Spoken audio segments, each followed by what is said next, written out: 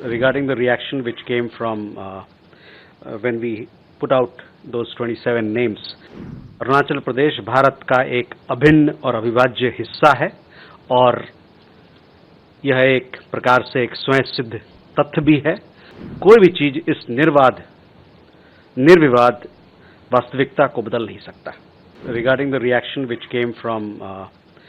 when we put out those 27 names, so let me reiterate this yet again, that Arunachal Pradesh is an inalienable and integral part of India, and this is a fact which is self-evident. At the same time, let me also underline that nothing can change this indisputable reality. Arunachal Pradesh Bharat का एक अभिन्न और अविभाज्य हिस्सा है और यह एक प्रकार से एक स्वयं सिद्ध तथ्य भी है और कोई भी चीज इस निर्विवाद वास्तविकता को बदल नहीं सकता। Siddhant, we had, yes, our High Commissioner yesterday had a meeting with the Prime Minister of Bangladesh. At the meeting, both sides discussed matters of mutual interest. As far as the invitation that you talked about, we have extended invitation for a bilateral visit as also for the BRICS outreach session which will be held here in Delhi. We will keep you updated on this particular matter. Shailendra, आपका सवाल था कि दो मुद्दे का जो आपने उठाया है, एक तो मैं बताऊं कि जो एक्सट्रेडिशन की आपने बात कही, इस मुद्दे पर हमारा पक्ष कई दफ़ा हमने इस मंच से भी कहा है और बड़ा साफ है कि ये मुद्दा जो है इसको हम लोग एग्जामिन कर रहे हैं जो हमारे एस्टेब्लिश्ड प्रतिक्रियाएं हैं उसके तहत, और जब भी मेरे पास कुछ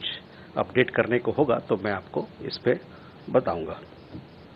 दूसरा, हादी के मामले में आपने बताया तो उसमें भी है कि देखिए वो एक लीगल मैटर है, एक न्यायिक मामला है और उसमें इन्वेस्टिगेशन जो छानबीन चल रही है।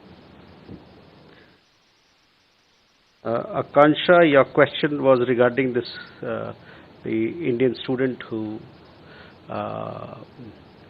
came under, who was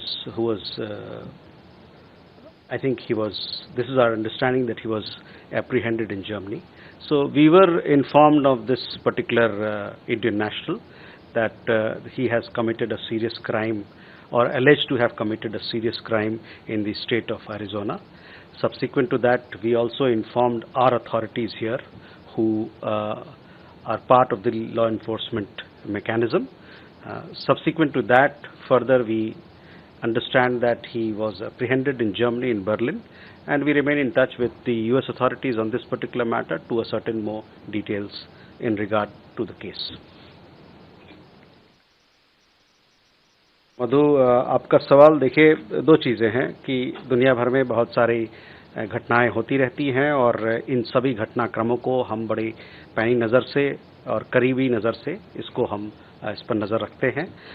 आपको साथ ही साथ मैं ये बताना चाहता हूं कि मानव अधिकार के हनन जिसका एक पक्ष हम लोगों ने अभी देखा पाकिस्तान में, जो पाकिस्तान अधिकृत कश्मीर में अभी कुछ महीनों में जो वहां पर मानव अधिकार का हनन हुआ, जिस प्रकार से लोगों को मारे गए, एक बार फिर से इस बात को उजागर करता है कि मानव अधिकार का जहां तक बात आती है और लोगों के उनके मानव अधिकार के पक्ष को सो गारंटी करने की बात आती है, उसमें पाकिस्तान को बहुत कुछ करना है और हमको लगता है कि जो अभी हाल ही के हिंसा में इतने लोग मारे गए हैं,